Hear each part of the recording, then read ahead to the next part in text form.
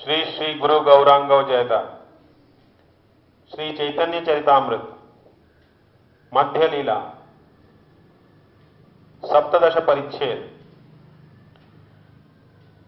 जिन श्री महाप्रभु गौरांग देव ने श्री वृंदावन को जाते हुए मार्ग में वन के व्याघ्र, हाथी, हरिण एवं पक्षियों को प्रेमोन्मत्त करके एक ही समय एक साथ नृत्य कराया एवं उनसे श्री कृष्ण नाम उच्चारण कराया था, मैं उनकी शरण ग्रहण करता हूं। श्री गौरांग चंद्र की जय हो श्री नित्यानंद प्रभु की जय हो, श्री अद्वैत चंद्र की जय हो, श्री गौर भक्त वृंद की जय हो। शरत काल आने पर श्री महाप्रभु का मन श्री वृंदावन जाने को उत्कंठित हुआ और वे श्री राय रामानंद तथा श्री स्वरूप दामोदर के साथ एकांत में परामर्श करने लगे। प्रभु ने कहा, आप दोनों जन यदि मेरी सहायता करें तो मैं जाकर श्री वृंदावन के दर्शन करूं। मैं रात के समय वन के रास्ते भागकर अकेला ही जाना चाहता हूं, किसी को भी साथ नहीं ले जाऊंगा। कोई मेरे साथ जाने के लिए मेरे पीछे उठ भागे तो आपको उसे यत्न करके रोकना होगा। कोई भी मेरे साथ न आने पावे। आप मुझे प्रसन्न होकर आज्ञा दीजिए। आप मन में कुछ भी दुख न मानिए। इस प्रकार आप सबके सुखी एवं प्रसन्न रहने पर मुझे भी रास्ते में सुख प्राप्त हो सकेगा। प्रभु की इस बात को सुनकर श्री रामानंद एवं श्री स्वरूप दामोदर दोनों ने कहा, प्रभु आप स्वतंत्र ईश्वर हो, आपकी जो इच्छा हो आप कर सकते हैं। आप किसी के पराधीन नहीं हो, किंतु आप हम दोनों का एक निवेदन सुनिए। आपने स्वयं ही अभी कहा है कि हमारा सुख आपका सुख है। हमें तो सबसे बड़ा सुख तभी होगा यदि प्रभु आप हमारी एक प्रार्थना स्वीकार करें। एक उत्तम ब्राह्मण आपके साथ अवश्य चलना चाहिए जो भिक्षा मांग कर लावे और आपको भोजन तैयार करके खिलावे और जल पत्र आदि को भी उठाकर साथ चले। आप वन के जिस रास्ते से वृंदावन जाना चाह रहे हैं उस मार्ग में कोई भी आचार विचारशील ब्राह्मण नहीं मिलेगा कि जिससे आपको भोजन प्राप्त हो सके। अतः एक ब्राह्मण आप अपने साथ अवश्य ले जाइए। श्री महाप्रभु जी बोले, मैं अपने साथ किसी को भी नहीं ले जाऊंगा, कारण कि एक व्यक्ति को साथ ले जाने में दूसरा दुख मानेगा। हाँ, यदि कोई ऐसा नया व्यक्ति मेरे साथ चले और उसका मन भी अत्यंत प्रीतिपूर्ण हो तो उस एक व्यक्ति को साथ ले जा सकता हूं। श्री स्वरूप दामोदर जी ने कहा, ऐसा ही एक व्यक्ति श्री बलभद्र भट्टाचार्य है। उसकी आपके चरणों में अत्यंत प्रीति है। वह पंडित भी है और भक्त शुद्ध आचारवान भी है। पहले भी वह आपके साथ साथ गौड़ देश से आया था और फिर उसकी सब तीर्थों की यात्रा करने की इच्छा भी है। उसके पास एक ब्राह्मण सेवक भी है जो रास्ते में आपकी सेवा एवं भोजन पाक आदि की व्यवस्था भी करता चलेगा। श्री बलभद्र को यदि अपने साथ आप ले जाएंगे तो किसी दूसरे को भी कुछ दुख न होगा और हम सबको बड़ा सुख होगा। उसके साथ रहने से वन के रास्ते में आपको कोई भी दुख न होगा। उसका ब्राह्मण सेवक आपके बहिर्वास एवं जलपात्र को भी उठाए चलेगा और भट्टाचार्य भिक्षा मांगकर आपको भोजन करा देगा। प्रभु ने स्वरूप एवं राय रामानंद के वचन स्वीकार कर लिए और श्री बलभद्र भट्टाचार्य को साथ ले लिया। श्री महाप्रभु जी ने संध्या के समय श्री जगन्नाथ जी के दर्शन किए एवं उनसे वृंदावन जाने की आज्ञा मांग ली। रात के पिछले प्रहर में प्रभु उठकर चुपके चुपके वहां से चल दिए। प्रातःकाल भक्तगण प्रभु को न देखकर बहुत व्याकुल हुए, इधर उधर उनकी खोज करने लगे। श्री स्वरूप गोस्वामी ने सबको निवारण किया और कहा कि प्रभु की इच्छा ऐसे ही जानकर आप स्थिर हो जाइए। श्री महाप्रभु प्रसिद्ध पथ सड़क आदि को छोड़कर अप्रसिद्ध मार्ग से चले और कटक की दाहिनी ओर वन में प्रवेश कर लिया। वह निर्जन वन था। प्रभु उसमें श्री कृष्ण नाम का उच्चारण करते हुए जा रहे थे। हाथी, सिंहादि हिंसक पशु श्री महाप्रभु को देखकर रास्ता छोड़ देते। झुंड के झुंड व्याघ्र, हाथी, गैंडा आदि उस जंगल में विचर रहे थे, किंतु श्री महाप्रभु प्रेमावेश में उनके बीचों बीच चले जा रहे थे।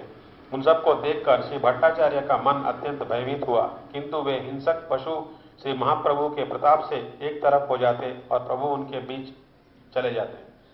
एक दिन जब श्री महाप्रभु प्रेमावेश में जा रहे थे, उनके रास्ते में एक व्याघ्र सो रहा था। प्रभु का चरण उस व्याघ्र को लग गया।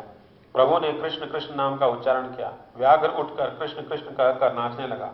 एक दिन प्रभु एक नदी में स्नान कर रहे थे कि मतवाले हाथियों का एक झुंड जल पीने के लिए वहां आ पहुंचा। श्री महाप्रभु जल कृत्य कर रहे थे, एक हाथी उनके सामने ही चला आया। प्रभु ने कृष्ण कहकर उसी हाथी पर जल का छींटा दे मारा। उस जल की बूंदें जिस जिस हाथी पर पड़ी, वही कृष्ण कृष्ण कहकर प्रेम में नाचने गाने लगे। कोई तो पृथ्वी पर लौटने लगा और कोई चित्कार करने लगा। श्री भट्टाचार्य श्री महाप्रभु की ये अलौकिक लीलाएं देखकर चमत्कृत हो उठे। मार्ग में चलते हुए श्री महाप्रभु उच्च स्वर से संकीर्तन करते थे। उनके कंठ की मधुर ध्वनि को सुनकर मृगीगण एकत्रित हो जाती और प्रभु के साथ उनके दाएं बाएं मधुर ध्वनि को सुनते हुए चलने लगती। श्री महाप्रभु उनके अंगों पर हाथ फेरते हुए निम्न श्लोक पढ़ने लगते। शरत काल में श्री वृंदावन में श्री कृष्ण की परम मनोहर वेणुध्वनि सुनकर किसी एक गोपी ने कहा है, ये हरिणीगण विचारहीन बुद्धि वाली होते हुए भी धन्य हैं, क्योंकि ये वेणुनाद को सुनकर अपने अपने पति कृष्णसार मृगों के साथ मिलकर प्रेम भरी दृष्टि द्वारा वनमाला, मोरपुछ एवं गुंजावतंस आदि के द्वारा रचित विचित्र वेशधारी श्री नंदनंदन की पूजा करती हैं। अहो, किंतु हमारे ऐसे भाग्य नहीं हैं।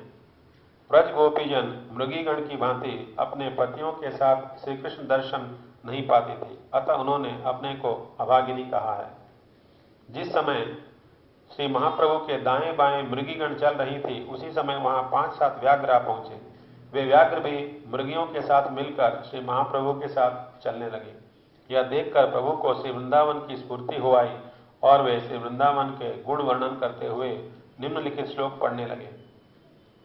ब्रह्म मोहन लीला के समय श्री ब्रह्मा जी ने श्री वृंदावन के इस प्रकार दर्शन किए थे। अजित श्री कृष्ण का निवास स्थान अर्थात लीला स्थल होने के कारण इस श्री वृंदावन से क्रोध लोभ आदि दूर भाग गए हैं एवं यहाँ स्वभावतः ही शत्रुभाव रखने वाले मनुष्य एवं सिंह व्याघ्रादि पशु मित्र की भांति एक साथ वास कर रहे हैं। जब श्री महाप्रभु जी ने उनसे कृष्ण कृष्ण कहने को कहा तो वे व्याघ्र और हरिण कृष्ण कृष्ण कहकर नाचने लगे। व्याघ्र हरिणों के साथ मिलकर नाचने कूदने लगे। इस अपूर्व लीला को देखकर श्री बलभद्राचार्य ने आश्चर्य किया। व्याघ्र और हरिण एक दूसरे को आलिंगन करने लगे और एक दूसरे को मुंह लगाकर चुंबन करने लगे। इस कौतुक को देखकर श्री महाप्रभु हंसने लगे और उन्हें वहां प्रेमोन्मत्त दशा में छोड़कर आगे चल दिए। मोर आदि पक्षीगण श्री महाप्रभु को देखकर कृष्ण कृष्ण कहते हुए नाचते नाचते उनके साथ चलने लगते। प्रभु उच्च स्वर से हरि हरि ध्वनि करते। उनकी ध्वनि को सुनकर मुरझाए हुए वृक्ष लताएं तत्क्षण प्रफुल्लित हो उठते। झारीखंड वन में जितने स्थावर जंगम थे, श्री महाप्रभु जी ने उन सबको श्री कृष्ण नाम प्रदान कर प्रेम में उन्मत्त कर दिया। जिस ग्राम में से होकर प्रभु निकलते या जहां जाकर निवास करते, उस ग्राम के सब लोगों को प्रेम भक्ति की प्राप्ति करा देते। एक व्यक्ति के मुख से दूसरा व्यक्ति श्री कृष्ण नाम सुनता, दूसरे से तीसरा, तीसरे से चौथा, इस प्रकार सर्वदेश श्री कृष्ण नाम उच्चारण कर वैष्णव हो गया और प्रेमोन्मत्त होकर कृष्ण हरि बोलकर नाच उठा। यद्यपि श्री महाप्रभु लोगों की भीड़ भाड़ से डरते थे और अपने प्रेम को गुप्त रखकर बाहर प्रकाशित नहीं करते थे, तो भी उनके दर्शन और उनके मुख से श्री कृष्ण नाम के श्रवण के प्रभाव से समस्त देशों के लोग वैष्णव हो गए। गौड़ देश, बंगाल, उड़ीसा एवं दक्षिण देशों के लोगों का प्रभु ने अपने भ्रमण द्वारा निस्तार कर दिया। मथुरा वृंदावन जाने के बहाने से प्रभु ने झारखंड में रहने वाले परम पाखंडी भील जाति के लोगों का भी श्री कृष्ण नाम प्रेम देकर उद्धार कर दिया। श्री महाप्रभु का झारखंड के रास्ते होकर श्री वृंदावन जाने का मुख्य उद्देश्य भी यही था। इसलिए प्रभु कानाई नाटशाला ग्राम से वापिस नीलाचल लौट आए। यदि उस समय आप वृंदावन चले जाते तो झारखंड के जीवों का उद्धार कैसे होता। श्री चैतन्य की गुड़ लीलाओं के रहस्य को जानने की शक्ति किसी में भी नहीं है। वन को देखकर श्री महाप्रभु को वृंदावन का भ्रम होता और पर्वत को देखकर वे समझते कि यही श्री गिरिराज है। जिस नदी को वे देखते उसे ही श्री यमुना समझने लगे और प्रेमावेश में नाचने लगे। रोते रोते पृथ्वी पर गिर जाते। रास्ते में जाते हुए श्री भट्टाचार्य शाक मूल फल जो कुछ भी पाते उसे ग्रहण कर लेते और प्रभु को भिक्षा कराते। जिस गांव में प्रभु जाकर ठहरते वहां 5-7 ब्राह्मण आकर प्रभु का निमंत्रण करते। कोई अन्य लाकर भट्टाचार्य जी को दे देता और कोई दूध, दही, घृत एवं चीनी ही लाकर देता। इस प्रकार भट्टाचार्य जी प्रभु के लिए पाक कर देते। जहां ब्राह्मण नहीं होता था वहां शूद्र किंतु भगवत भक्त आकर श्री भट्टाचार्य को निमंत्रण करते और भट्टाचार्य उनसे सागवन के व्यंजनादि ग्रहण कर लेते और उन्हें पाक करके प्रभु को भिक्षा कराते। वन्य भोजन में श्री महाप्रभु को विशेष आनंद आता। 2-4 दिन के सीधा सामान का तो भट्टाचार्य जी अपने पास संग्रह रखते। जहां बिल्कुल शून्य वन होता, मनुष्यों की कोई भी बस्ती न मिलती, वहां उसी अन्न का पाक श्री भट्टाचार्य कर लेते। वन के फल मूल आदि की अनेक प्रकार की रसोई वे तैयार करते।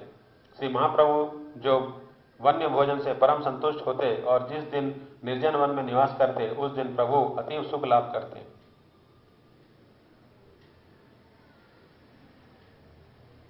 श्री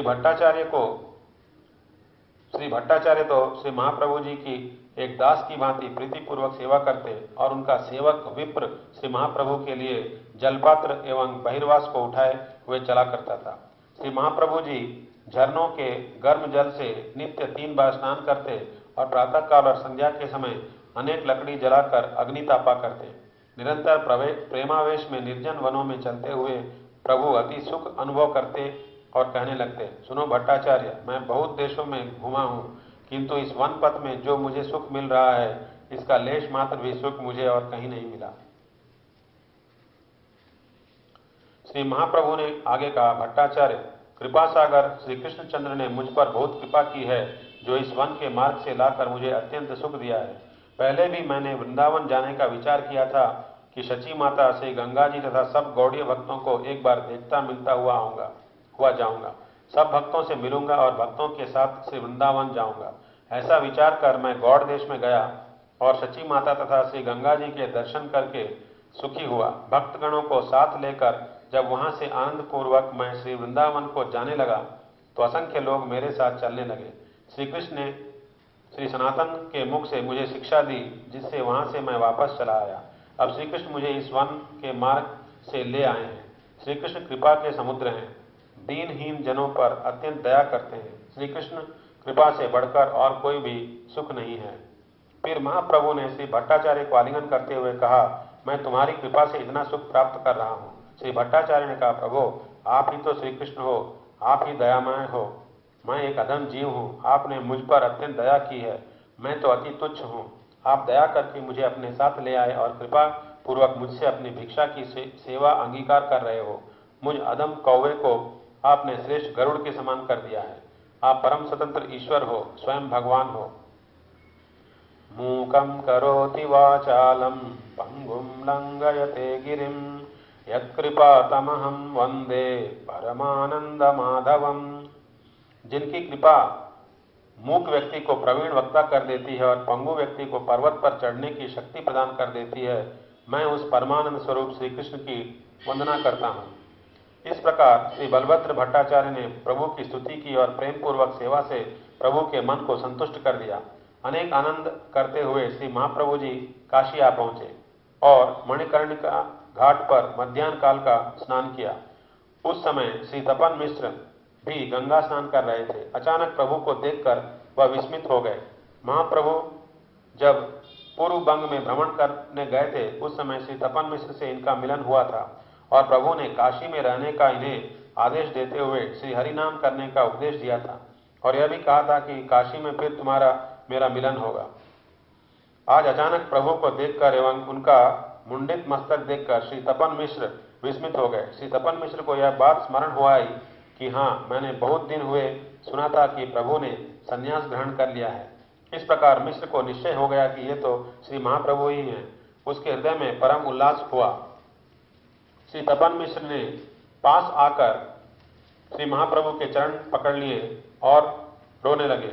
श्री महाप्रभु ने उन्हें उठाकर आलिंगन किया। श्री महाप्रभु को साथ लेकर श्री तपन मिश्र ने उन्हें श्री विश्वेश्वर जी के दर्शन कराए, फिर श्री बिंदु माधव जी के दर्शन किए। तदंतर मिश्र प्रभु को आनंद पूर्वक अपने घर ले आए।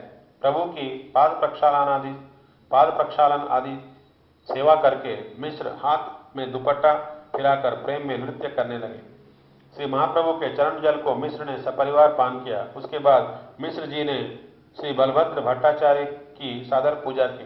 प्रभु को निमंत्रण करके श्री बलभद्राचार्य के द्वारा रसोई तैयार करवाकर श्री प्रभु को भिक्षा कराई।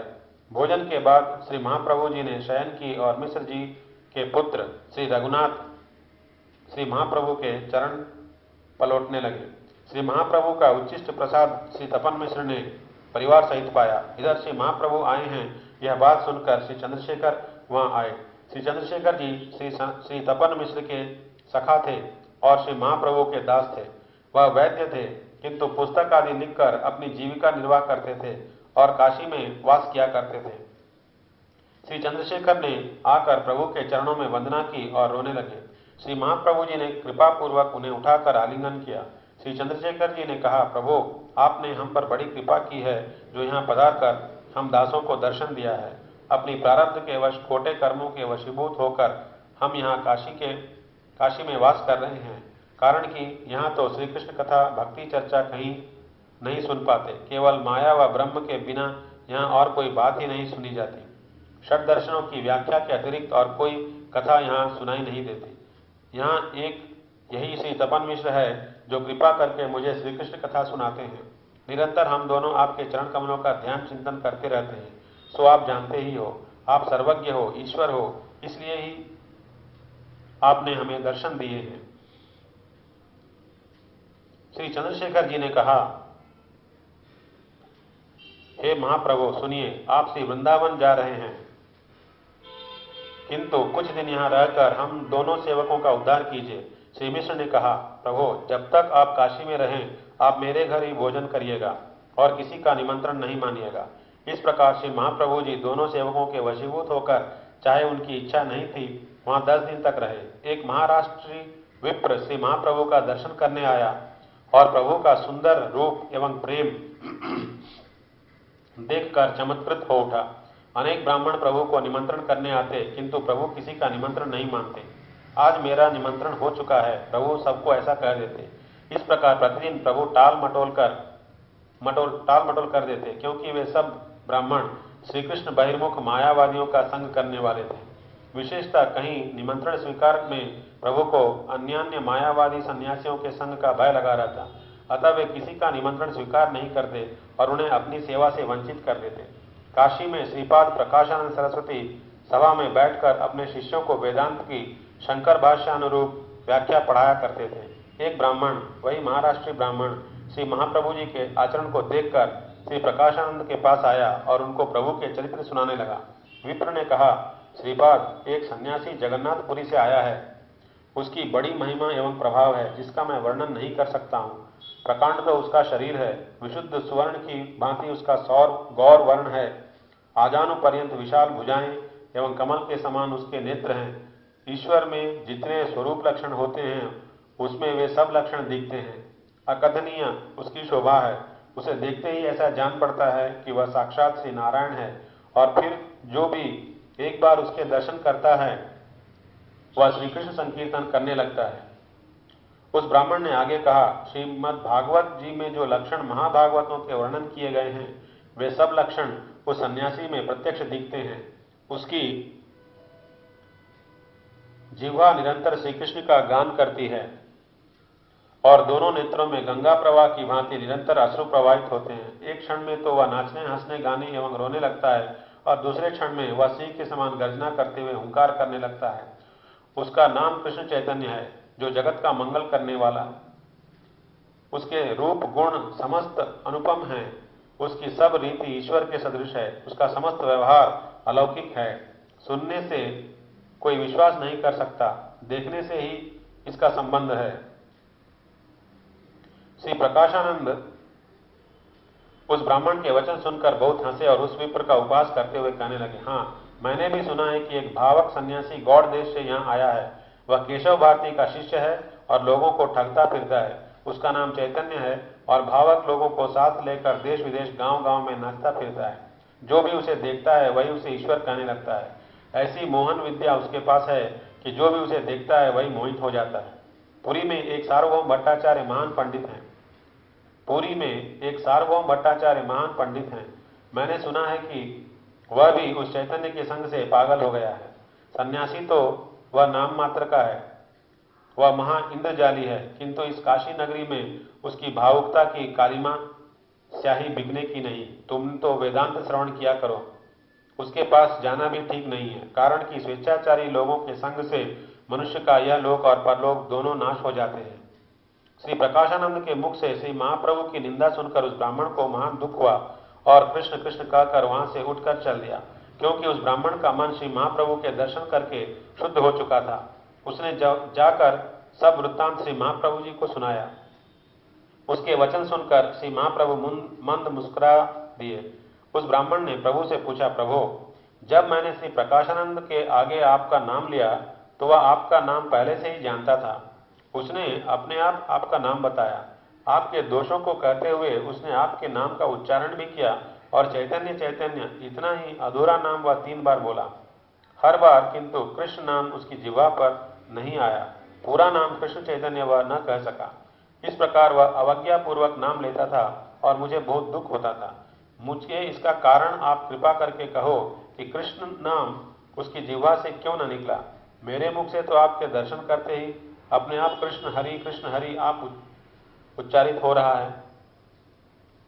श्री महाप्रभु जी ने कहा, विप्र, मायावादी लोग कृष्ण के अपराधी हैं।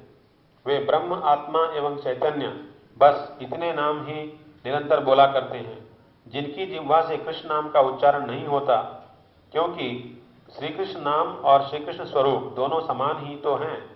श्री कृष्ण नाम, कृष्ण विग्रह मूर्ति एवं श्री कृष्ण स्वरूप स्वयं श्री कृष्ण, ये तीनों सच्चिदानंद स्वरूप हैं। श्री कृष्ण में देह और देही का, नाम और नामी का भेद नहीं है। जीवों में ही नाम, नामी, देह एवं देही का भेद रहता है। प्रभु कहे, मायावादी कृष्ण अपराधी, ब्रह्म आत्मा चैतन्य कहे निरवधि। अतएव तार मुखे ना ऐसे कृष्ण नाम कृष्ण स्वरूप द्वैत समान। नाम विग्रह स्वरूप तीन एक रूप, तीने भेद नहीं तीन चिदानंद स्वरूप। देह देहीर नाम नामीर कृष्णे नहीं भेद, जीवेर धर्म नाम देह स्वरूप विभेद। नाम और नामी में कुछ भी भेद नहीं है, इसलिए श्री कृष्ण नाम श्री कृष्ण की ही भांति चैतन्य रस विग्रह है, सर्वशक्तिपूर्ण है, मायागंध शून्य है, नित्य मुक्त एवं चिंतामणिवत सर्वाभीष्टप्रद है। नाम चिंतामणि कृष्ण चैतन्य रस विग्रह, पूर्ण शुद्धो नित्य मुक्त, अभिन्नत्वान्नाम नामिनो। अतएव कृष्णे नाम देह विलास, प्राकृतेन्द्रिय ग्राह्य नहे है स्वप्रकाश। कृष्ण नाम कृष्ण गुण कृष्ण लीला वृंद, कृष्णेर स्वरूप सम सब चिदानंद। श्री कृष्ण चिदानंदमय एवं स्वयं प्रकाश है। श्री कृष्ण से उनका नाम, उनका विग्रह एवं उनकी लीलाएं अभिन्न हैं। अतः श्री कृष्ण नाम, उनका विग्रह एवं उनकी लीलाएं भी चिदानंदमय होने से प्राकृत इंद्रियों से ग्राह्य नहीं है। वे स्वयं प्रकाश हैं, अर्थात उन्हें और कोई प्रकाश नहीं कर सकता। वे अपनी कृपा से या इच्छा से स्वयं प्रकाशित होते हैं। श्री कृष्ण नाम, श्री कृष्ण के गुण समूह तथा श्री कृष्ण की लीलाएं श्री कृष्ण के स्वरूप के समान ही चिदानंदमय है। इस बात का प्रमाण निम्नलिखित श्लोक में उल्लेख करते हैं। अतः श्री कृष्ण नामादि न भवेत् ग्राह्यमिन्द्रियैः, सेवोन्मुखे हि जिह्वादौ स्वयमेव स्फुरत्यतः। नाम एवं नामी का भेद न रहने से सच्चिदानंद स्वरूप श्री कृष्णा नामादि, नाम लीला रूप एवं गुणादि प्राकृत इंद्रियों द्वारा ग्रहणीय नहीं है। जिह्वादि इंद्रियां जब श्री कृष्ण नामादि को ग्रहण करने की इच्छा या उसके लिए प्रवृत्त होती हैं, तभी वे जिह्वादि पर स्वयं ही स्फुरित होते हैं, कारण कि वे भी श्री कृष्णवत स्वयं प्रकाश हैं। ब्रह्मानंद हैते पूर्णानंद लीलारस, ब्रह्मज्ञानी आकर्ष्यात् करे आत्मवश। ब्रह्म के स्वरूप अनुभव से जो आनंद लाभ होता है वह पूर्णानंद नहीं है, उससे श्री कृष्ण लीला रस के आस्वादन का आनंद बहुत अधिक एवं पूर्ण आनंद है। श्री कृष्ण लीला रस ब्रह्म ज्ञानियों को भी आकर्षण करके अपने वशीभूत कर लेता है।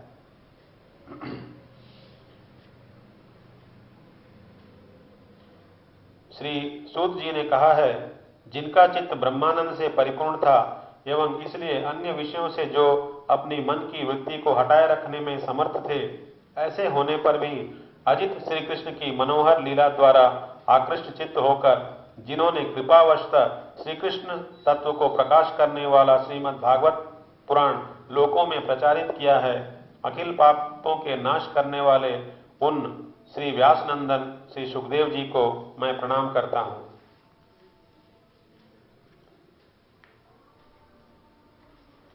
ब्रह्मानंद हैते पूर्णानंद कृष्ण गुण, अतएव आकर्षये आत्मारामेर मन। श्री कृष्ण लीला गुणों में ब्रह्मानंद की अपेक्षा अधिक पूर्ण आनंद है, इसलिए वे आत्माराम मुनियों के मन को भी आकर्षण कर लेते हैं। आत्मारामश्च मुनयो निर्ग्रंथा अप्युरुक्रमे, कुर्वन्त्यहेतु किं भक्तिम इत्थम्भूत गुणो हरिः। श्रीहरि में ऐसे चित्ताकर्षक गुण हैं कि जिनकी अविद्या रूप हृदय की गांठ टूट चुकी है, वे आत्माराम मुनिगण भी उन उरुक्रम श्रीहरि की अहेतु की भक्ति करते रहते हैं। इस श्लोक की विस्तृत व्याख्या 24वें परिच्छेद में की गई है। इहो सब रहो कृष्ण चरण संबंधे, आत्मारामेर मनोहरे तुलसीर बंधे। श्री महाप्रभु जी ने कहा, श्री कृष्ण नाम गुण लीलादि की तो बात रहने दो, श्री कृष्ण चरणों से संलग्न जो तुलसी है उसकी गंध ही आत्माराम मुनियों के मन को हरण कर लेती है। श्री ब्रह्मा जी ने कहा है, उन कमल नयन श्री भगवान के चरण कमलों के केसर से लिप्त तुलसी की मकरंद युक्त वायु ने नासारंध्रों के द्वारा भीतर प्रवेश करके उन ब्रह्मानंद से भी सनकादिकों के चित्त एवं शरीर में सम्यक क्षोभ उत्पन्न कर दिया, अर्थात चित्त में अतिशय हर्ष और शरीर में रोमांच आदि प्रकाशित कर दिए। अतएव कृष्ण नाम ना ऐसे तार मुखे, मायावादी गौण जाते महाबहिर्मुखे। श्री महाप्रभु जी ने कहा, वह प्रकाशानंद मायावादी होने से श्री कृष्ण अपराधी एवं महाबहिर्मुख है, इसलिए श्री कृष्ण नाम उसके मुख से नहीं निकला। ठीक है, मैं यहाँ काशी में भावुकता की कालिमा को बेचने आया था, इसका ग्राहक नहीं मिलेगा और न बिकेगी तो फिर अपने घर लौटा ले जाऊंगा। मन में यह भी विचार करता हूं कि भारी भारी बोझा भावुकता की कालिमा का मैं लेकर यहाँ आया हूं, फिर कैसे लौटा ले जाऊंगा। थोड़ा बहुत जो कुछ भी मूल्य मिल जाए तो इसे यहाँ बेच दूंगा। प्रयास करते हुए यह कहकर श्री प्रभु ने उस महाराष्ट्री ब्राह्मण को अपने सेवक रूप में अंगीकार कर लिया और दूसरे दिन प्रभु उठकर मथुरा के लिए चल पड़े। श्री चंद्रशेखर, श्री तपन मिश्र एवं महाराष्ट्री ब्राह्मण ये तीनों भी उनके साथ मथुरा चलने लगे, किंतु श्री महाप्रभु जी ने उन्हें निषेध कर दिया और बहुत दूर से उन्हें वापस घर लौटा दिया। श्री महाप्रभु के विरह में तीनों एकत्रित होकर प्रेम में मत होकर गान किया करते। श्री महाप्रभु प्रयाग में आए और त्रिवेणी में स्नान किया। श्री वेणी माधव भगवान के दर्शन कर प्रेमोन्मत्त होकर नृत्य गान किया। श्री यमुना के दर्शन करते ही श्री महाप्रभु जी प्रेमोन्मत्त होकर यमुना में कूद पड़े। जैसे तैसे श्री बलभद्र भट्टाचार्य जी ने उन्हें पकड़कर बाहर निकाला। इस प्रकार प्रभु 3 दिन प्रयाग में रहे और वहां लोगों को कृष्ण नाम एवं प्रेम प्रदान कर उनका निस्तार किया। इस प्रकार से महाप्रभु मथुरा के मार्ग में जहां जहां निवास करते वहां के लोगों को श्री कृष्ण नाम प्रेम प्रदान कर उन्हें उन्मत्त कर देते। पहले जिस प्रकार श्री महाप्रभु ने अपनी दक्षिण यात्रा में लोगों का उद्धार किया, अब पश्चिम देश को भी उसी प्रकार श्री कृष्ण नाम प्रेम प्रदान कर पुनीत कर दिया। मार्ग में जहां जहां श्री यमुना के दर्शन होते वहां वहां ही वे प्रेमोन्मत्त हो उठते और श्री यमुना जी में कूद पड़ते। जब मथुरा के निकट आए तो मथुरा को देखकर प्रभु ने प्रेमाविष्ट होकर दंडवत प्रणाम किया। मथुरा में आकर विश्रांत घाट कर प्रभु ने स्नान किया और श्री कृष्ण जन्मभूमि पर श्री केशव भगवान के दर्शन किए एवं उनकी वंदना की। श्री महाप्रभु प्रेमोन्मत्त होकर घन घन हुंकार करते हुए वहां नृत्य गान करने लगे। प्रभु का प्रेमावेश देखकर लोग चमत्कृत हो उठे। मथुरावासी एक ब्राह्मण ने प्रभु के चरणों में प्रणाम किया और प्रभु के साथ प्रेमाविष्ट होकर नृत्य करने लगा। दोनों परस्पर गलकंठ होकर भुजाओं को ऊंचा उठाकर हरि कृष्ण कहो ऐसा कहकर प्रेम पूर्वक नृत्य करने लगे। सब लोग मिलकर हरि हरि बोलने लगे और वह मंदिर नाम ध्वनि से गूंज उठा। श्री केशव जी के पुजारी ने श्री महाप्रभु जी को आकर एक प्रसादी माला पहनाई। श्री महाप्रभु जी की प्रेमावस्था को देखकर उस पुजारी ने लोगों से कहा, यह सौंदर्य और रूप प्रेम लौकिक नहीं है, जिनके दर्शन करने मात्र से लोग प्रेमोन्मत्त हो उठते हैं और श्री कृष्ण नाम उच्चारण कर हंसने रोने एवं नृत्य करने लगते हैं। यह बात सर्वदा निश्चित है कि ये श्री कृष्ण का अवतार है। लोगों के उद्धार करने के लिए ये मथुरा पधारे हैं। श्री महाप्रभु ने उस ब्राह्मण को एकांत में ले जाकर कुछ जिज्ञासा की। श्री महाप्रभु ने पूछा, आर्य आप सरल वृद्ध ब्राह्मण हैं, आपको यह कृष्ण प्रेमधन कहां से प्राप्त हुआ?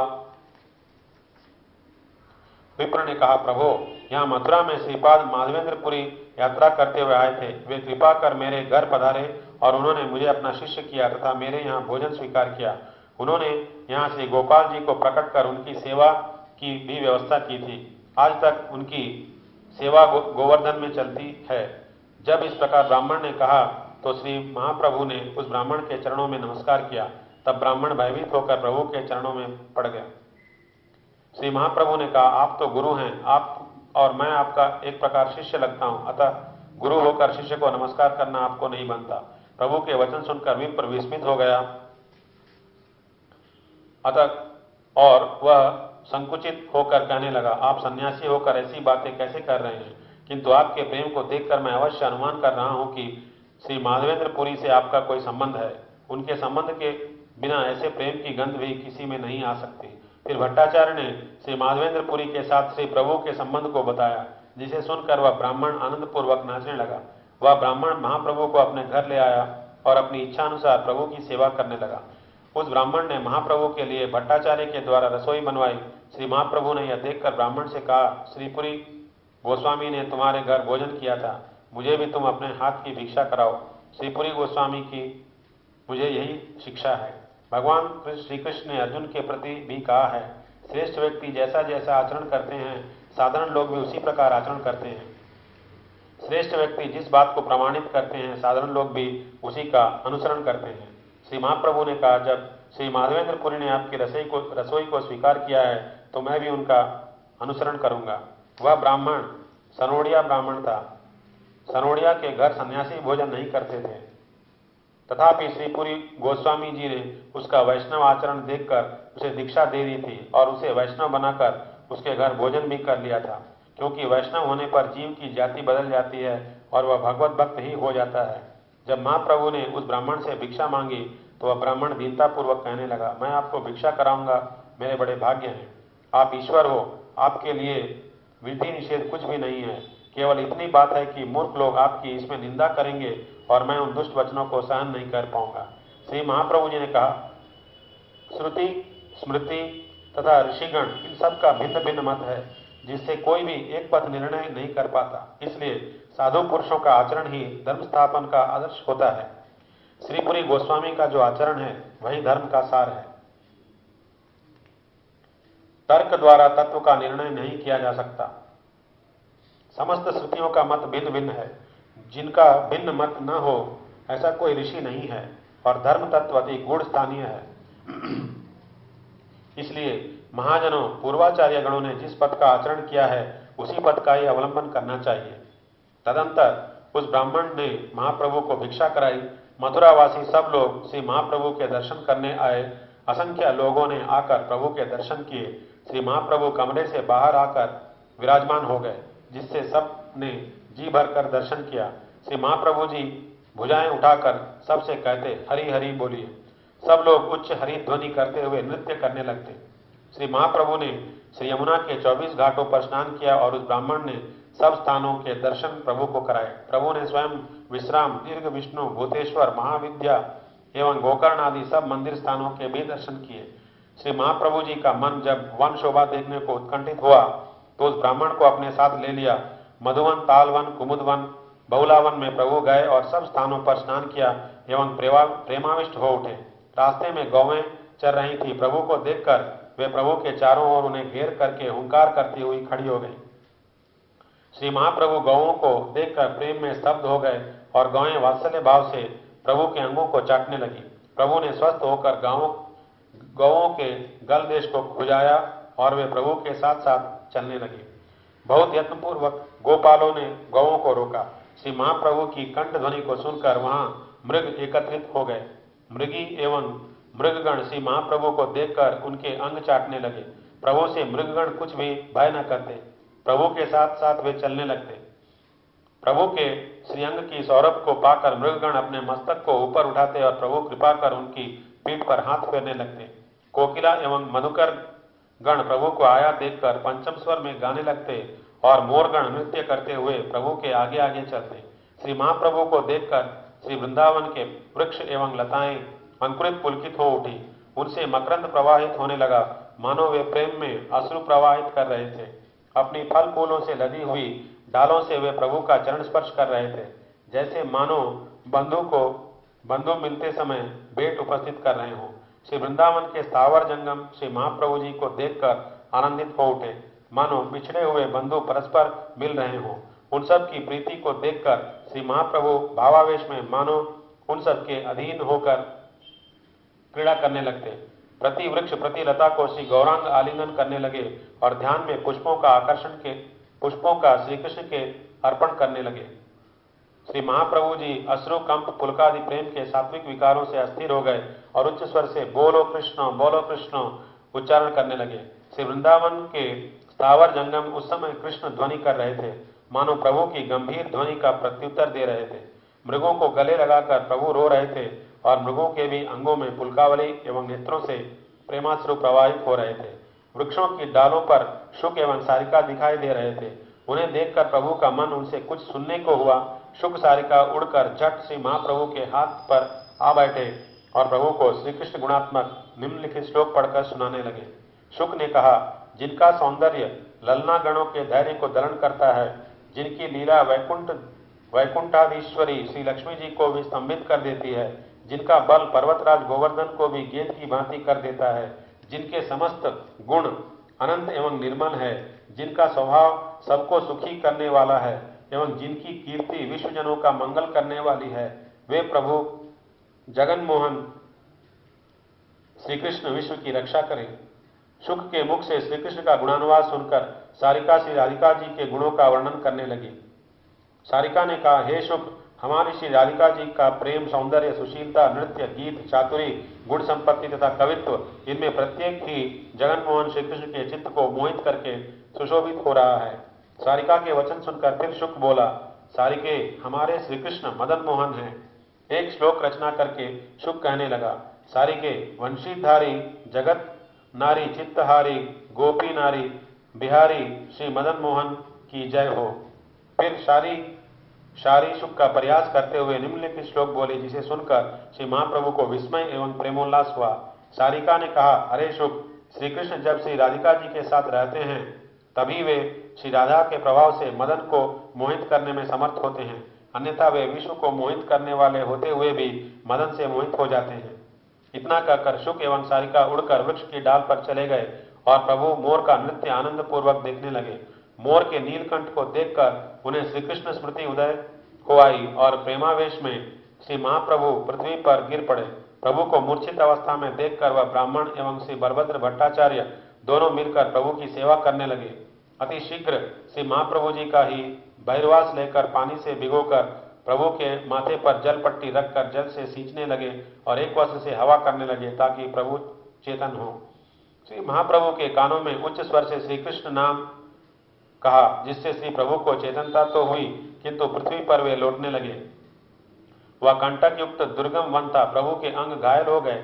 श्री भट्टाचार्य जी ने प्रभु को अंक में उठा लिया और स्वस्थ किया। श्री महाप्रभु जी का हृदय श्री कृष्ण प्रेमावेश में बैठा जा रहा था। कुछ देर के बाद बोलो कृष्ण कहकर प्रभु उठ खड़े हुए और नृत्य करने लगे। श्री भट्टाचार्य तथा वह ब्राह्मण कृष्ण नाम गान करने लगे। प्रभु नित्य करते हुए चलने लगे। श्री महाप्रभु का प्रेमावेश देखकर मथुरावासी ब्राह्मण को बहुत विस्मय हुआ और प्रभु की रक्षा के लिए कि कहीं वे फिर न गिर पड़े, वह बहुत चिंता करने लगे। श्री महाप्रभु के मन का प्रेमावेश जैसे नीलाचल में रहता था, श्री वृंदावन की ओर चलते समय मार्ग में वह 100 गुना बढ़ गया था। वह प्रेम मथुरा जी को देखते ही 1000 गुना बढ़ गया था, और जब श्री वृंदावन में प्रभु घूम रहे थे, वह प्रेम लाख गुना वर्धित हो उठा। ऐसा क्यों न होता, जब अन्य देश में रहते हुए श्री वृंदावन का नाम मात्र लेने से ही प्रेम उमड़ उठता था। अब तो प्रभु साक्षात श्री वृंदावन में घूम रहे थे। श्री महाप्रभु का मन रात दिन प्रेमाविष्ट रहता और अभ्यास के कारण वे स्नानादि भिक्षादि करते रहते, परंतु और स्थान कालादि का कुछ भी उन्हें अनुसंधान न रहता। इसी प्रकार जब तक प्रभु ब्रज के बाहर वनों में भ्रमण करते रहे, तब तक उनकी यह अवस्था रही। उसका वर्णन यहाँ एक साथ ही मैंने कर दिया। पृथक पृथक स्थानों का वर्णन नहीं हो सकता। श्री वृंदावन में जो सात्विक विकारों की प्रबलता श्री महाप्रभु में प्रकाशित हुई, उसका वर्णन यदि विस्तार पूर्वक से अनंत कोटि ग्रंथों में भी करें तो वे भी उसके एक बिंदु का भी वर्णन नहीं कर सकते। श्री कविराज कहते हैं, केवल इसका इंगित मात्र करने के लिए यहाँ मैंने उनका दिव्य दर्शन कराया है। जगत में श्री चैतन्य लीला रूप एक गंभीर समुद्र प्रवाहित हो रहा है, जिसकी जितनी शक्ति है वह उतनी ही इसमें डुबकी ले सकता है।